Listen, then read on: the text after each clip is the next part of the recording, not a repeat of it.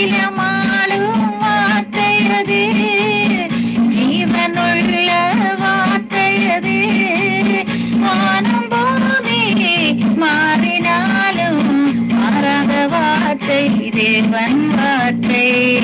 வானம் பூமி மாறினாலும் மாறாத வார்த்தை தேவன் வார்த்தை. ஆதியிலே ஒரு வார்த்தை இருந்தது, அந்த வார்த்தை தேவன் தானே. வார்த்தை தேவன் தானே, அந்த வார்த்தை தேவன் தானே. உபாகமம் 22ஆம் அதிகாரம். உன் சகோதரனுடைய மாடாவது ஆடாவது வழி தப்பி போகிறதை கண்டாயானால் அதை காணாதவன் போல் இராமல் அதை உன் சகோதரனிடத்துக்கு திருப்பி கொண்டு போக கடவாய். உன் சகோதரன் உனக்கு சமீபமாயிராமலும் உனக்கு அறிமுகமாயிராமலும் இருந்தால் நீ அதை உன் வீட்டிற்கு கொண்டு போய் அதை உன் சகோதரன் தேடி வருமட்டும் உன்னிடத்திலே வைத்து அவனுக்கு திரும்ப கொடுக்க கடவாய். அப்படியே அவன் கழுதையை குறித்தும் செய்ய கடவாய், அவன் வஸ்திரத்தை குறித்தும் அப்படியே செய்ய கடவாய். உன் சகோதரனிடத்திலிருந்து காணாமற் போனவைகளில் எதையாகிலும் கண்டுபிடித்தாயானால் அப்படியே செய்ய கடவாய். அவைகளை நீ காணாதவன் போல் விட்டு போகலாகாது. உன் சகோதரனுடைய கழுதையாவது அவனுடைய மாடாவது வழியிலே விழுந்து கிடக்கிறதை கண்டாயானால் அதை காணாதவன் போல விட்டு போகாமல் அவனோட கூட அதை தூக்கி எடுத்து விடுவாயாக. புருஷரின் உடைகளை ஸ்திரீகள் தரிக்கலாகாது, ஸ்திரீகளின் உடைகளை புருஷர் தரிக்கலாகாது. அப்படி செய்கிறவர்கள் எல்லாரும் உன் தேவனாகிய கர்த்தருக்கு அருவருப்பானவர்கள். வழியருகே ஒரு மரத்திலாவது தரையிலாவது குஞ்சுகளாயினும் முட்டைகளாயினும் உள்ள ஒரு குருவிக்கூடு உனக்கு தென்படும் போது தாயானது குஞ்சுகளின் மேலாவது முட்டைகளின் மேலாவது அடைகாத்து கொண்டிருந்தால் நீ குஞ்சுகளோட தாயையும் பிடிக்கலாகாது. தாயை போகவிட்டு குஞ்சுகளை மாத்திரம் எடுத்துக்கொள்ளலாம். அப்பொழுது நீ இருப்பாய், உன் நாட்களும் நீடித்திருக்கும். நீ புது வீட்டை கட்டினால் ஒருவன் உன் மெத்தையிலிருந்து விழுகிறதினாலே நீ இரத்தப்பழியை உன் வீட்டின் மேல் சுமத்தி அதற்கு கைப்பிடி சுவரை கட்ட வேண்டும். உன் திராட்சை தோட்டத்திலே பற்பல விதமான விதையை விதைக்காயாக. இப்படி செய்தால் நீ விதைத்தவர்களின் பயிரையும் திராட்சை தோட்டத்தின் பலனையும் தீட்டுப்படுத்துவாய். மாட்டையும் கழுதையையும் பிணைத்து உழாதிருப்பாயாக. ஆட்டு மயிரும் பஞ்சு நூலும் கலந்த வஸ்திரத்தை உடுத்தி கொள்ளாயாக. நீ தரித்துக் கொள்ளும் சட்டையின் 4 ஓரங்களில் தொங்கல்களை உண்டு பண்ணுவாயாக. ஒரு ஸ்திரீயை விவாகம் பண்ணின ஒருவன் அவளிடத்தில் பிரவேசித்த பின்பு அவளை வெறுத்து, நான் இந்த ஸ்திரீயை விவாகம் பண்ணி அவளிடத்தில் சேர்ந்தபோது கன்னிமையை காணவில்லை என்று அவள் மேல் ஆவலாதியான விசேஷங்களை சாற்றி அவளுக்கு அவதூறு உண்டாக்கினால் அந்த ஸ்திரீயின் தகப்பனும் அவள் தாயும் அவளுடைய கன்னிமையின் அடையாளத்தை பட்டணத்து வாசலில் உள்ள மூப்பரிடத்தில் கொண்டு வர கடவர்கள். அங்கே அந்த பெண்ணின் தகப்பன், என் மகளை இந்த மனிதனுக்கு மனைவியாக கொடுத்தேன், இவன் அவளை வெறுத்து நான் உன் மகளிடத்தில் கன்னிமை காணவில்லை என்று ஆவலாதியான விசேஷங்களை அவள் மேல் சாற்றுகிறான், என் மகளுடைய கன்னிமையின் அடையாளம் இங்கே இருக்கிறது என்று மூப்பரிடத்தில் சொல்வானாக. பின்பு பட்டணத்து மூப்பருக்கு முன்பாக அந்த வஸ்திரத்தை விரிக்க கடவர்கள். அப்பொழுது அந்த பட்டணத்து மூப்பர் அந்த மனிதனை பிடித்து அவனை தண்டித்து, அவன் இஸ்ரவேலிலே ஒரு கன்னியை அவதூறு பண்ணினதினாலே அவன் கையில் 100 வெள்ளிக்காசை அபராதமாக வாங்கி பெண்ணின் தகப்பனுக்கு கொடுக்க கடவர்கள். அவளோ அவனுக்கு மனைவியாய் இருக்க வேண்டும். அவன் தன் ஜீவன் உள்ளளவும் அவளை தள்ளிவிடக்கூடாது. அந்த பெண்ணிடத்தில் கன்னிமை காணப்படவில்லை என்னும் சங்கதி மெய்ப்பட்டதேயானால் அந்த பெண்ணை அவள் தகப்பனுடைய வீட்டு வாசலுக்கு முன்பாக கொண்டு வந்து, அவள் இஸ்ரவேலில் மதிகட்ட காரியத்தை செய்து தன் தகப்பன் வீட்டிலே வேசித்தனம் பண்ணினபடியினாலே அவளுடைய பட்டணத்து மனிதர் அவளை கல்லெறிந்து கொல்லக்கடவர்கள். இப்படியே தீமையை உன் நடுவிலிருந்து விலக்க கடவாய். புருஷனுக்கு விவாகம் பண்ணப்பட்ட ஸ்திரீயோட ஒருவன் சயனிக்க கண்டுபிடிக்கப்பட்டால் அந்த ஸ்திரீயோட சயனித்த மனிதனும் அந்த ஸ்திரீயும் இருவரும் சாக வேண்டும். இப்படியே தீமையை இஸ்ரவேலிலிருந்து விலக்க கடவாய்.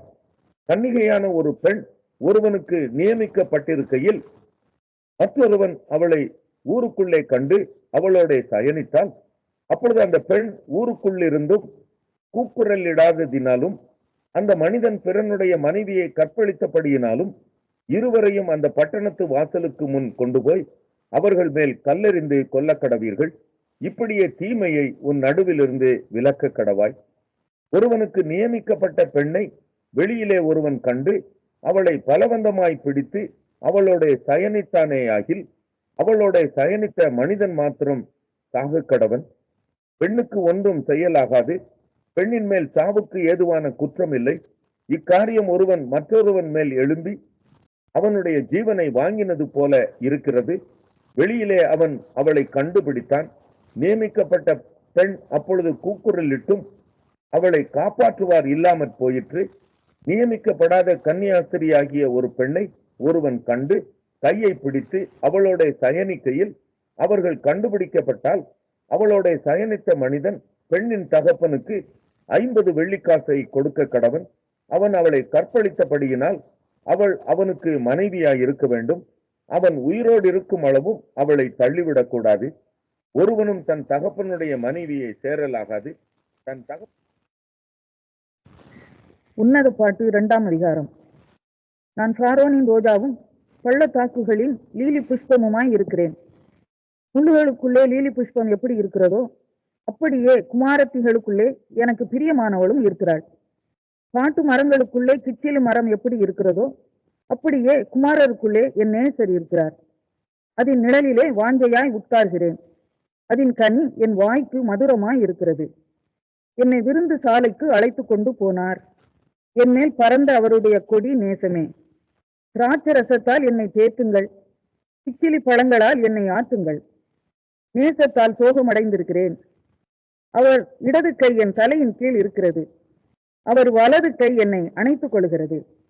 எருசலேமின் குமாரத்திகளே, எனக்கு பிரியமானவளுக்கு மனதாகும் மட்டும் நீங்கள் அவளை விழிக்க பண்ணாமலும் எழுப்பாமலும் இருக்கும்படி வெளிமான்கள் மேலும் வெளியின் மறைகள் மேலும் உங்களை ஆணையிடுகிறேன். இது என் நேசருடைய சத்தம்.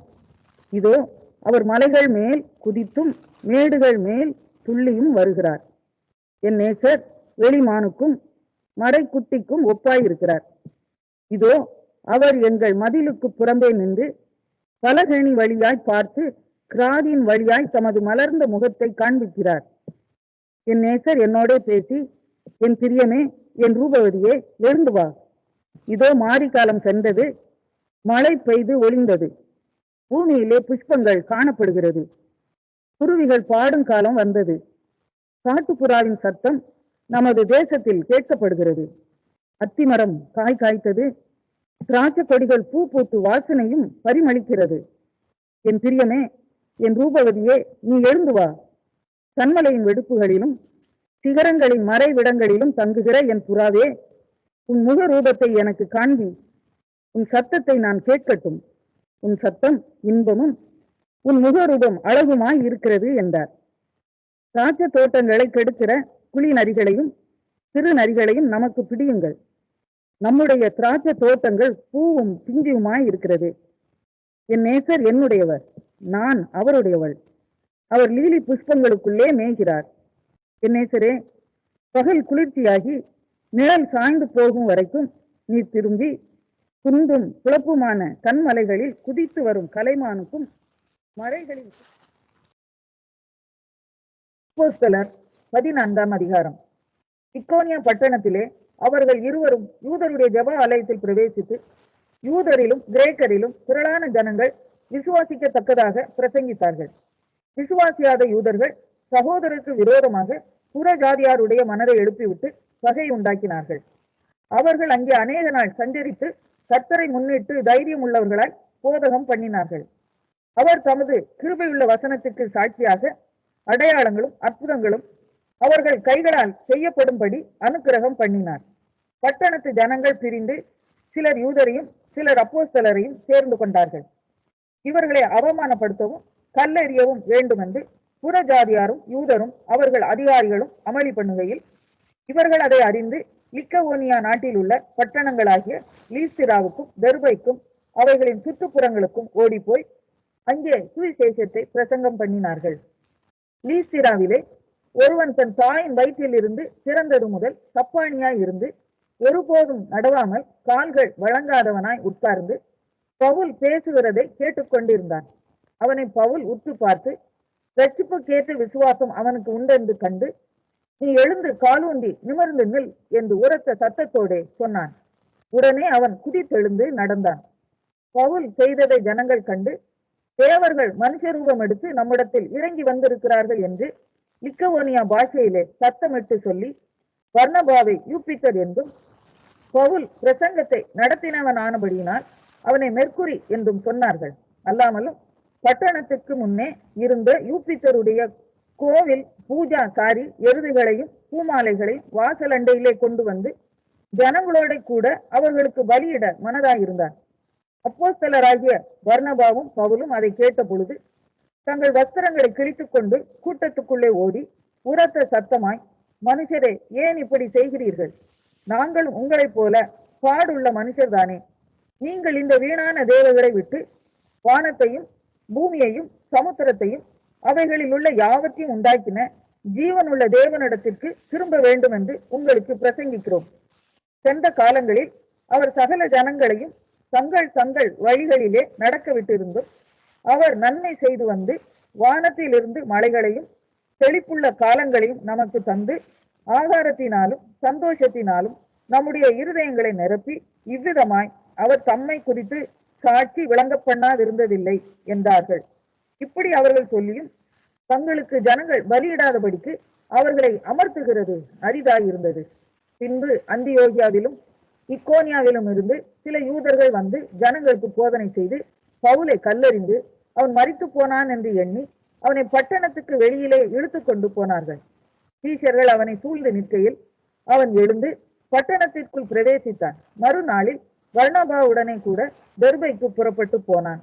அந்த பட்டணத்தில் அவர்கள் சுவிசேஷத்தை பிரசங்கித்து அநேகரை சீஷராக்கின பின்பு லீஸ்திராவுக்கும் இக்கோனியாவுக்கும் அந்தியோகியாவுக்கும் திரும்பி வந்து சீஷருடைய மனதை திடப்படுத்தி விசுவாசத்திலே நிலைத்திருக்கும்படி அவர்களுக்கு புத்தி சொல்லி, நாம் அநேக உபத்திரவங்களின் வழியாய் தேவனுடைய ராஜ்யத்தில் பிரவேசிக்க வேண்டும் என்று சொன்னார்கள். அல்லாமலும் அந்தந்த சபைகளில் அவர்களுக்கு மூப்பர்களை ஏற்படுத்தி வைத்து உபவாசித்து ஜெபம் பண்ணி அவர்கள் விசுவாசித்து பற்றி கொண்ட கர்த்தருக்கு அவர்களை ஒப்புவித்தார்கள். பின்பு பிசிதியா நாட்டை கடந்து பம்பிலியா நாட்டுக்கு வந்து பெர்கே ஊரில் வசனத்தை பிரசங்கித்து அத்தலியா பட்டணத்துக்கு போனார்கள். அங்கே கப்பல் ஏறி தாங்கள் நிறைவேற்றின கிரியைக்காக தேவனுடைய கிருபைக்கு ஒப்புவிக்கப்பட்டு புறப்பட்டு அந்தியோகியாவுக்கு வந்தார்கள். அவர்கள் அங்கே சேர்ந்த பொழுது சபையை கூடி வர செய்து தேவன் தங்களை கொண்டு செய்தவைகளையும் அவர் புறஜாதிகளுக்கு விசுவாசின் கதவை திறந்ததையும் அறிவித்து, அப்போஸ்தலர் 15ஆம் அதிகாரம். சிலர் யூதேயாவிலிருந்து வந்து, நீங்கள் மோசேயினுடைய முறைமையின்படியே விருத்த சேதனம் அடையாவிட்டால் ரட்சிக்கப்பட மாட்டீர்கள் என்று சகோதரருக்கு போதகம் பண்ணினார்கள். அதனாலே அவர்களுக்கும் பவுல் பர்னபா என்பவர்களுக்கும் மிகுந்த வாக்குவாதமும் தர்க்கமும் உண்டான போது அந்த விஷயத்தின் நிமித்தம் பவுலும் பர்னபாவும் அவர்களை சேர்ந்த வேறு சிலரும் எருசலேமில் இருக்கிற அப்போஸ்தலர் இடத்திற்கும் மூப்பர் இடத்திற்கும் போக வேண்டும் என்று தீர்மானித்தார்கள். அந்தபடி அவர்கள் சபையாரால் வழிவிட்டு அனுப்பப்பட்டு தெனிக்கே சமாரியா நாடுகளின் வழியாய் போய் புறஜாதியார் மனம் திருமண செய்தியை அறிவித்து சகோதரர் எல்லாருக்கும் மிகுந்த சந்தோஷத்தை உண்டாக்கினார்கள். அவர்கள் எருசலேமுக்கு வந்து சபையாராலும் அப்போஸ்தலராலும் மூப்பராலும் ஏற்றுக்கொள்ளப்பட்ட போது தேவன் தங்களை கொண்டு செய்தவர்களை எல்லாம் அறிவித்தார்கள். அப்பொழுது பரிசேய சமயத்தாரில் விசுவாசிகளான சிலர் எழுந்து அவர்களை விருத்த சேதனம் பண்ணுகிறதும் மோசேயின் நியாய பிரமாணத்தை கை கொள்ளும்படி அவர்களுக்கு கற்பிக்கிறதும் அவசியம் என்றார்கள். அப்போஸ்தலரும் மூப்பரும் இந்த காரியத்தை குறித்து ஆலோசனை பண்ணும்படி கூடினார்கள். மிகுந்த தர்க்கம் உண்டான போது பேதுரு எழுந்து அவர்களை நோக்கி, சகோதரரே, நீங்கள் அறிந்திருக்கிறபடி புறஜாதியார் என்னுடைய வாயினாலே சுவிசேஷ வசனத்தை கேட்டு விசுவாசிக்கும்படி தேவன் அநேக நாட்களுக்கு முன்னே உங்களில் ஒருவனாகிய என்னை தெரிந்து கொண்டார். இருதயங்களை அறிந்திருக்கிற தேவன் நமக்கு பரிசுத்த ஆவியை தந்தருளினது போல அவர்களுக்கும் தந்தருளி அவர்களை குறித்து சாட்சி கொடுத்தார். விசுவாசத்தினாலே அவர்கள் இருதயங்களை அவர் சுத்தமாக்கி நமக்கும் அவர்களுக்கும் யாதொரு வித்தியாசமும் இராதபடி செய்தார். இப்படி இருக்க நம்முடைய பிதாக்களாலும் நம்மாலும் சுமக்க கூடாதிருந்த நுகத்தடியை சீஷர் கழுத்தின் மேல் சுமத்துவதினால் நீங்கள் தேவனை சோதிப்பானேன். கர்த்தராகிய இயேசு கிறிஸ்துவின் கிருபையினாலே அவர்கள் ரட்சிக்கப்படுகிறது எப்படியோ அப்படியே நாமும் ரட்சிக்கப்படுவோம் என்று நம்பி இருக்கிறோமே என்றான். அப்பொழுது கூடி வந்திருந்த யாவரும் அமைந்திருந்து பர்னபாவும் பவுலும் தங்களை கொண்டு தேவன் புறஜாதிகளுக்குள்ளே செய்த அடையாளங்கள் அற்புதங்கள் யாவையும் விவரித்து சொல்ல கேட்டார்கள். அவர்கள் பேசி முடிந்த பின்பு யாக்கோபு அவர்களை நோக்கி, சகோதரரே, எனக்கு செவி கொடுங்கள். தேவன் புறஜாதிகளில் நின்று தமது நாமத்திற்காக ஒரு ஜனத்தை தெரிந்து கொள்ளும்படி முதல் அவர்களுக்கு கடாசி தருளின விதத்தை சிமியோன் விவரித்து சொன்னாரே, அதற்கு தீர்க்கதரிசிகளுடைய வாக்கியங்களும் ஒத்திருக்கிறது. எப்படியெனில் மற்ற மனுஷரும் என்னுடைய நாமம் தரிக்கப்படும் சகல ஜாதிகளும் கர்த்தரை தேடும்படிக்கு நான் இதற்கு பின்பு திரும்பி வந்து விழுந்து போன தாவீதின் கூடாரத்தை மறுபடியும் எடுப்பித்து அதிலே பழுதாய் போனவைகளை மறுபடியும் சீர்படுத்தி அதை செவ்வையாக நிறுத்துவேன் என்று இவைகளை எல்லாம் செய்கிற கர்த்தர் சொல்லுகிறார் என்று எழுதியிருக்கிறது. உலக தோற்றம் முதல் தேவனுக்கு தம்முடைய கிரியைகளெல்லாம் தெரிந்திருக்கிறது. ஆதலால் புறஜாதிகளில் தேவனிடத்தில் திரும்புகிறவர்களை கலங்க பண்ணலாகாதென்றும் விக்கிரகங்களுக்கு படைத்த அசுசியானவைகளுக்கும் வேசித்தனத்திற்கும் நெருக்குண்டு செத்ததிற்கும் இரத்தத்திற்கும் விலகி இருக்கும்படி அவர்களுக்கு நாம் எழுத வேண்டும் என்றும் நான் தீர்மானிக்கிறேன். மோசேயின் ஆகமங்கள் ஓய்வு நாள் தோறும் ஜெப ஆலயங்களில் வாசிக்கப்பட்டு வருகிறபடியால் பூர்வ காலம் தொடங்கி சகல பட்டணங்களிலும் அந்த ஆகமங்களை பிரசங்கிக்கிறவர்களும் உண்டே என்றான். அப்பொழுது தங்களில் சிலரை தெரிந்து கொண்டு பவுலோடும் பர்னபாவோடும் அந்தியோகியாவுக்கு அனுப்புகிறது அப்போஸ்தலருக்கும் மூப்பருக்கும் சபையார் எல்லாருக்கும் நலமாக கண்டது. அவர்கள் யாரென்றால், சகோதரரில் விசேஷித்தவர்களாகிய பர்சபா என்று மறுபேர் கொண்ட யூதாவும் சீலாவுமே. இவர்கள் கையில் அவர்கள் எழுதி கொடுத்தனுப்பின நிருபமாவது, அப்போஸ்தலரும் மூப்பரும் சகோதரருமாகிய நாங்கள் அந்தியோகியாவிலும் சீரியாவிலும் சிலிசியாவிலும் இருக்கும் புறஜாதியாராகிய சகோதரருக்கு வாழ்த்துதல் சொல்லி எழுதிய நிருபம் என்னவென்றால், எங்களால் கட்டளை பெறாத சிலர் எங்களிடத்திலிருந்து புறப்பட்டு நீங்கள் விருத்த சேதனம் அடைய வேண்டும் என்றும் நியாய பிரமாணத்தை கைக்கொள்ள வேண்டும் என்றும் சொல்லி இப்படிப்பட்ட வார்த்தைகளால் உங்களை கலக்கி உங்கள் ஆத்துமாக்களை புரட்டினார்கள் என்று நாங்கள் கேள்விப்பட்டபடியினாலே நம்முடைய கர்த்தராகிய இயேசு கிறிஸ்து நாமத்திற்காக தங்கள் பிராணனை ஒப்புக் கொடுக்க துணிந்தவர்களும் எங்களுக்கு பிரியமானவருமாய் இருக்கிற பர்னபா பவுல் என்பவர்களோடும் கூட எங்களால் தெரிந்து கொள்ளப்பட்ட சில மனுஷரை உங்களிடத்திற்கு அனுப்புகிறது ஒருமனப்பட்டு கூடின எங்களுக்கு நலமாக கண்டது. அந்தபடியே யூதாவையும் சீலாவையும் அனுப்பி இருக்கிறோம். அவர்களும் இவைகளை வாய்மொழியாக உங்களுக்கு அறிவிப்பார்கள். எவையெனில் விக்கிரகங்களுக்கு படைத்தவைகளுக்கும் இரத்தத்திற்கும் நெருக்குண்டு செத்ததிற்கும் வேசித்தனத்திற்கும் நீங்கள் விலகி இருக்க வேண்டும் என்பதே. அவசியமான இவைகளை அல்லாமல் பாரமான வேறொன்றையும் உங்கள் மேல் சுமத்தாமல் இருப்பது பரிசுத்த ஆவிக்கும் எங்களுக்கும் நலமாக கண்டது. இவைகளுக்கு விலகி நீங்கள் உங்களை காத்துக் கொள்வது நலமாயிருக்கும், சுகமாய் இருப்பீர்களாக என்று எழுதினார்கள். அவர்கள் அனுப்பிவிடப்பட்டு அந்தியோகியாவுக்கு வந்து சபையை கூடி வரச் செய்து நிருபத்தை ஒப்புவித்தார்கள். அதை அவர்கள் வாசித்து அதனால் உண்டாகிய ஆறுதலுக்காக சந்தோஷப்பட்டார்கள்.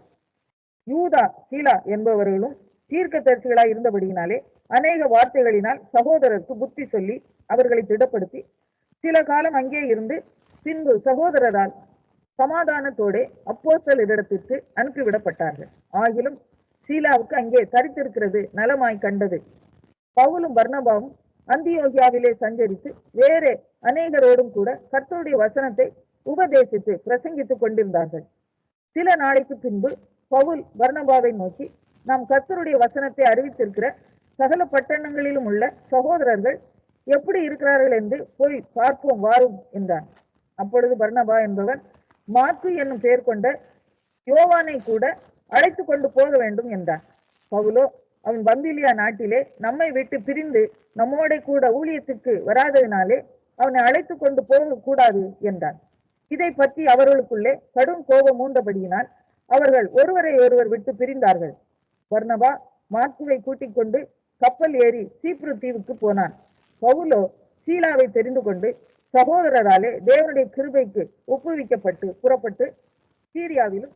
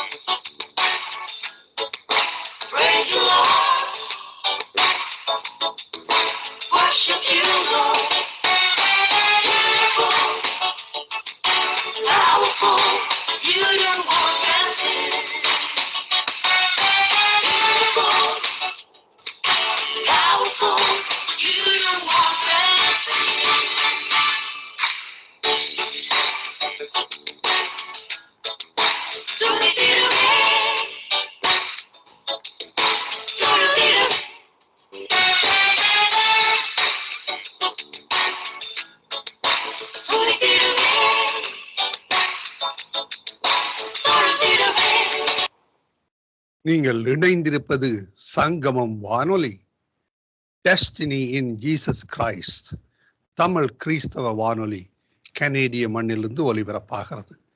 மார்க் 16:15, மத்தேயு 24:14 வசனத்தின்படி இயேசு சீசர்களை நோக்கி, நீங்கள் உலகெங்கும் போய் சர்வ சிருஷ்டிக்கும் சுவிசேஷத்தை பிரசங்கியுங்கள். ராஜ்யத்தினுடைய இந்த சுவிசேஷம் பூலோகம் எங்குமுள்ள சகல ஜாதிகளுக்கும் சாட்சியாக பிரசங்கப்படும்.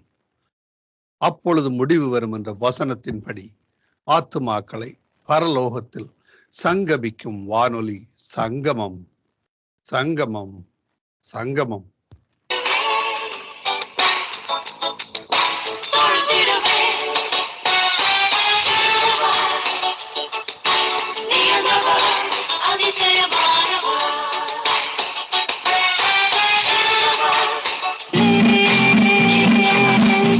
ஒரு வார்த்தை இருந்தது, அந்த வார்த்தை தேவன்தானே, அந்த வார்த்தை தேவன்தானே. அகிலமாளும் வார்த்தை அது, ஜீவனுள்ள வார்த்தை அது. வானம் பூமி மாறினாலும் மாறாத வார்த்தை தேவன் வார்த்தை. வானம் பூமி மாறினாலும் மாறாத வார்த்தை தேவன் வார்த்தை. ஆதியிலே ஒரு வார்த்தை இருந்தது, அந்த வார்த்தை தேவன்தானே, வார்த்தை தேவன்தானே, அந்த வார்த்தை தேவன்தானே.